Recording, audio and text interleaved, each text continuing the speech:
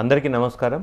నేను మీ డాక్టర్ సునీల్ కుమార్ ఎలదండి, పీడియాట్రిషియన్ డయాబెటాలజిస్ట్ హైదరాబాద్ నుండి. పిల్లలకి టీకాలు 2 కేజీల బరువు ఉన్నప్పటి నుంచి వేయించవచ్చు. అంటే పుట్టిన పిల్లలు 2 కిలోల బరువు ఉంటే అది క్రైటీరియా అన్నమాట. 2 కిలోల పైన ఉన్నప్పుడు ఎవరికైనా టీకాలు వేయించవచ్చు. అయితే దీనిలో 2 రకాలు ఉన్నాయి. ప్రపంచ ఆరోగ్య సంస్థ సూచించిన టీకాలు మరియు ఇండియన్ అకాడమీ ఆఫ్ పీడియాట్రిక్స్ సూచించిన టీకాలు. సో ప్రపంచ ఆరోగ్య సంస్థ సూచించిన టీకాలు అది దేశాలని బట్టి, వాళ్ళ యొక్క ఏరియాస్ని బట్టి, వాళ్ళ యొక్క ఇమ్యూనిటీని బట్టి సూచించడం జరుగుతుంది.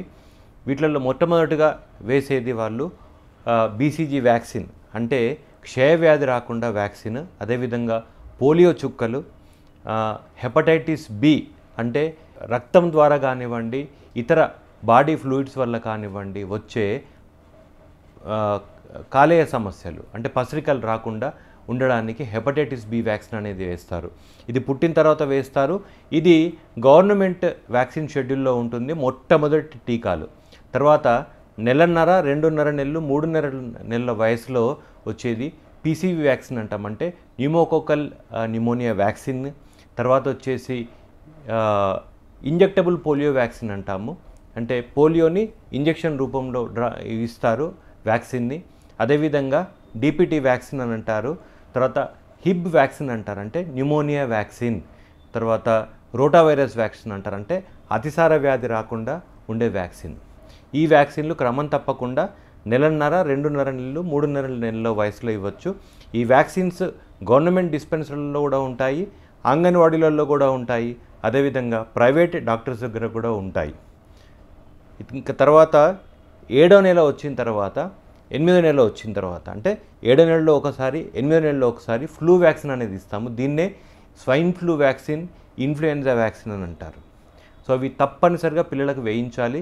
ఈ వ్యాక్సిన్ వేయడం వల్ల స్వైన్ ఫ్లూ రాకుండా ఉండడమే కాకుండా వాళ్ళల్లో రోగ నిరోధక శక్తి అనేది పెంపొందించడం జరుగుతుంది. ముఖ్యంగా ఉబ్బసం వ్యాధి ఉన్నవాళ్ళు, ఆస్తమా వ్యాధి ఉన్నవాళ్ళు, ఇతరత్ర ఇంతకుముందు శ్వాసకోశ సంబంధ వ్యాధులు ఉన్నవాళ్ళు ఈ ఫ్లూ వ్యాక్సిన్ తర్వాత న్యూమోనియా వ్యాక్సిన్ వేయించుకోవడం మాత్రము తప్పనిసరి. ఇక 9 నెలలు వచ్చిన తర్వాత ఎంఎంఆర్ వ్యాక్సిన్ అని అంటాము, అంటే మమ్స్, మీజిల్స్, రుబెల్లా అని అంటాము, అంటే గౌద బిళ్ళలు, తర్వాత చిన్న అమ్మవారు, తట్టు, పొంగు అని అంటాము. తర్వాత ఇతర వైరస్ వ్యాక్సిన్స్, రోగాలు రాకుండా ఎంఎంఆర్ వ్యాక్సిన్ అంటాము. ఆ ఎంఎంఆర్ వ్యాక్సిన్తో పాటు ఓరల్ పోలియో వ్యాక్సిన్ ఇస్తాము, టైఫాయిడ్ వ్యాక్సిన్ ఇస్తాము. ఈ టైఫాయిడ్ వ్యాక్సిన్ అనేది మాత్రం ప్రైవేట్ ప్రాక్టీషనర్ దగ్గర ఉంటుంది, గవర్నమెంట్ షెడ్యూల్లో లేదు. సంవత్సరం దాటిన తర్వాత hepatitis A vaccine, chicken pox vaccine, తర్వాత అదేవిధంగా న్యూమోనియా వ్యాక్సిన్ అనేది ఉంటుంది. గవర్నమెంట్ సూచించిన విధంగా మాత్రము 18 నెలలకు మళ్ళీ వ్యాక్సిన్ ఉంటుంది. తర్వాత 5 సంవత్సరాలు, అంటే 4 నుంచి 6 సంవత్సరాల మధ్యలో వ్యాక్సిన్ ఉంటుంది. 10 సంవత్సరాల వయసులో కూడా వ్యాక్సిన్స్ ఉంటాయి. అయితే సర్వైకల్ క్యాన్సర్ రాకుండా, అంటే పిల్లలు, ఆడపిల్లలు ముఖ్యంగా సర్వైకల్ క్యాన్సర్ రాకుండా, అంటే గర్భాశయ ముఖద్వారానికి క్యాన్సర్ రాకుండా ఉండాలంటే సర్వైకల్ క్యాన్సర్ వ్యాక్సిన్ అనేది ఉంటుంది. దాన్ని హెచ్పివి వ్యాక్సిన్ అంటాము.